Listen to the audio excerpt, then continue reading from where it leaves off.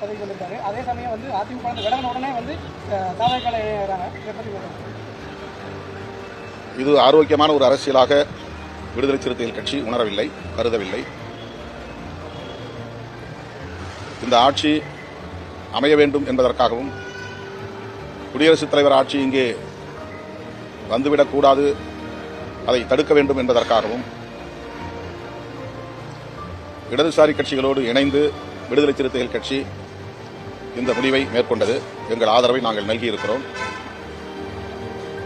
வெளியிலிருந்து ஆதரவு நல்குவது என்கிற அந்த முடிவை மறுபரிசீலனை செய்ய வேண்டும், அமைச்சரவையிலும் இடம்பெற வேண்டும் என்று தவேகா தரப்பில் விடுத்த அழைப்பை ஏற்று இயக்கத் தோழர்கள் மீண்டும் கலந்தாய்வு செய்து ஏற்கனவே எடுத்த முடிவை மறுபரிசீலனை செய்ய வேண்டும் என்று என்னை வலியுறுத்தினார்கள்.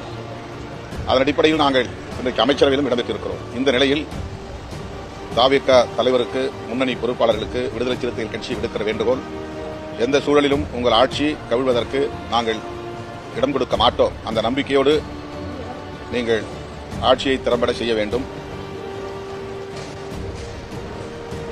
இந்த விமர்சனங்களுக்கு இடம் கொடுக்கும் வகையில்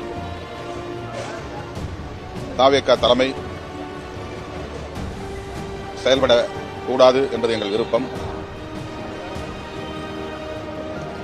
அதிமுக இதுபோன்ற நெருக்கடிகளை சந்திக்கும் என்று தேர்தலுக்கு முன்பே நான் சுட்டிக்காட்டியிருக்கிறேன். பாஜகவோடு கூட்டணி சேர்ந்ததன் விளைவாகத்தான் அதிமுகவின் ஆதரவை பெறுவதில் தவேகாவுக்கு நெருடல் இருந்ததாக தவேகா தலைவர்கள் கூறியிருக்கிறார்கள்.